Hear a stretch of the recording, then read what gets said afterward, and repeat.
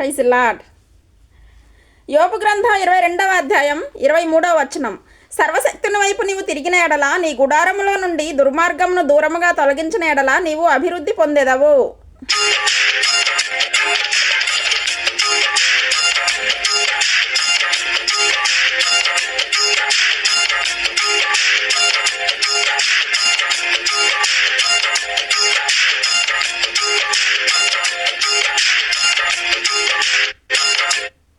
ఈ రోజుల్లో మనం ఉద్యోగాల వైపు, మన వ్యాపారాల వైపు, పొలం పనుల వైపు, ధనం వైపు, సహాయం చేస్తారని పెద్దల వైపు, ఎవరో వైపు తిరిగి ఉన్నావు. ప్రయత్నం చేస్తున్నావు, మంచిదే, ప్రయత్నం తప్పు కాదు. అయితే వాళ్ళందరికంటే మించినోడు దేవుడు. దేవునికి స్తోత్రం కలుగునుగాక. ఆమేన్. నిన్ను చేసినవాడు దేవుడంటే ఎవరు? నిన్ను సృజించినవాడు, నీకు వేలుముద్ర ఇచ్చినవాడు, నీ కంట్లో ఐరస్ పెట్టినవాడు. నువ్వు ఆధార్ కార్డుకు వెళ్ళినప్పుడు నీ వేళ్ళన్ని కూడా వాళ్ళు స్కాన్ చేసుకున్నారు. నీ కంటిని స్కాన్ చేశారు. ఎందుకంటే నీలాంటి కన్ను, నీలాంటి వేలిముద్ర ఉన్నవాడు ఈ ప్రపంచంలో రాబోడు. అంత ప్రత్యేకంగా నిన్ను కలుగజేసినటువంటి నిన్ను చేసిన వాణ్ణి నువ్వు కలవాలి. నిన్ను చేసిన సృష్టికర్త అయిన దేవుని వైపు నువ్వు తిరిగినట్లయితే, సర్వోన్నతుడైన దేవుని వైపు, శక్తివంతుడైన దేవుని వైపు నువ్వు తిరిగినట్లయితే, ప్రభువా, లోకం వైపు ఇన్నాళ్ళు నేను చూశాను, ఇక నుండి నీ వైపు నేను తిరుగుతున్నాను ప్రభువా, నీవు నాకు కావాలి, నువ్వే మొట్టమొదటి వాడవు నా జీవితంలో ప్రభువా, నీ కృప నాకు కావాలి, నీ దయ నాకు కావాలి అని సర్వోన్నతుని వైపు నువ్వు తిరిగిన ఎడల, నీ గుడారముల నుండి దుర్మార్గమును, అది వ్యర్థమైనవి ఏవైనా సరే, దాన్ని తొలగించుకో దేవుని బిడ్డ. గుడారము అంటే నీ హృదయము అనే గుడారము, నీ దేహము అనే గుడారము. ఇది శిథిలమైపోయే రోజు రాకముందే దీనిలో ఏదైతే దేవునికి విరోధమైనది, పరిశుద్ధాత్మకి విరోధమైనది, వాక్యమునకు విరోధమైంది ఏదున్నా దాన్ని దూరంగా తొలగించుకో.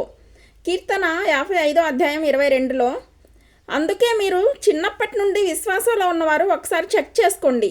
ఎన్ని సమస్యలు రాలేదు, ఎన్నిటిని మీరు జయించలేదు. దేవుడు జయమిచ్చాడు కదా. ఈరోజు వచ్చిన సమస్య మీద కూడా నీకు జయం రాబోతుంది అని నమ్మితే దేవునికి స్తోత్రాలు చెల్లించు. దేవునికి స్తోత్రం. హల్లెలూయా. ఈరోజు చాలా సమస్యలు ఉన్నాయి. పోతాయా పోవా అంటే ఇన్నేళ్ళుగా ఇన్ని సమస్యలు వచ్చాయి. వాటన్నిటిని ఎలా సమస్య పోయేలా దేవుడు చేశాడో, ఇప్పుడు నీ ముందున్న సమస్య అనే కొండ సమస్య పోయే రోజు రాబోతుంది. యేసు నామములో దేవుడు నీకు సహాయం చేయబోతున్నాడు. మార్కు సువార్త 10వ అధ్యాయం 27.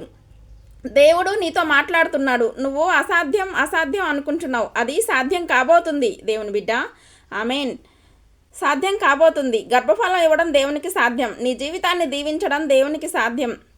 చిక్కుముడిలాగా ఉన్న నీ కుటుంబ జీవితం సరిచేయడం దేవునికి సాధ్యం. ఆమేన్. ఒంటరివైపోయిన నీ జీవితాన్ని నిలబెట్టడం దేవునికి సాధ్యం. ఈ వాగ్దానం మీ పట్ల నెరవేరాలి అని ఆశపడుతున్న వారు మీ చేతిని పైకెత్తగలరా? ఆమేన్. ప్రార్థన చేసుకుందాం దైవజనమా. పరలోకమందున్న మా ప్రియ తండ్రి, ఈ లోకంలో మేము జీవిస్తున్నప్పుడు మా ఆత్మీయ యాత్రలో అనుదినము నీ కృపను, నీ దయను తలంచుకుంటూ నిన్ను స్తుతిస్తూ జీవించే కృపను మాకు దయచేయండి. మీ రెక్కల చాటులో మమ్మల్ని కాచి కాపాడారు, ఇక ముందు కూడా మమ్మల్ని కాపాడబోతున్నారు. ఈ రాత్రి నెమ్మదితో పడుకుని సురక్షితంగా కాపాడబడినట్లుగా నీ అగ్ని కంచె వేసి మమ్మల్ని కాపాడండి. మీ చిత్తంలో కొనసాగే కృప మా అందరికీ దయచేయమని, యేసుక్రీస్తు ప్రశస్త నామంలో వీరందరికీ చక్కని నిద్ర దయచేసి తెల్లవారి లేచే కృపను మాకిమ్మని అడుగుతున్నాను తండ్రి. ఈ వాగ్దానం ఆశీర్వదించు డాడీ. యేసు అధికారం గల నామంలో వేడుకుంటున్నాం మా గొప్ప తండ్రి. ఆమేన్. ఈ వాగ్దానం విని ఊరుకోవద్దు దేవుని బిడ్డ. విన్నాక ఆమేన్ చెప్పి ఇతరులందరికీ షేర్ చేయండి, లైక్ చేయండి. అలాగే సబ్స్క్రైబ్ చేయని వారందరూ సబ్స్క్రైబ్ చేయండి. ఈ దేవుని మాటలు అనేకులకు చేరవేయండి. God bless you. చిన్న కీర్తన పాడుకుందాం దైవజన్మ. నీ వాత్సల్యం, నీ బాహుల్యం, నీ కృపా కనికరము చూపించురా. నీ వాత్సల్యం, నీ బాహుల్యం, నీ కృపా కనికరము చూపించురా.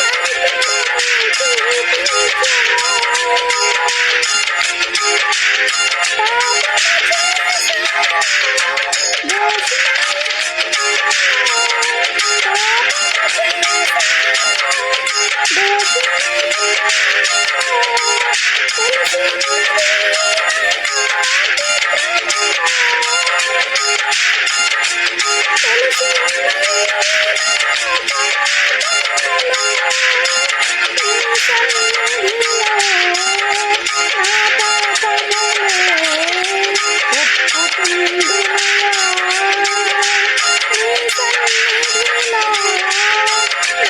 పాపములు ఒప్పుకుందునయ్యా.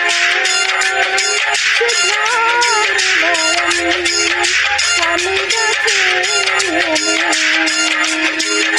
పరిశుద్ధ హృదయం కలుగచేయుము నాలో.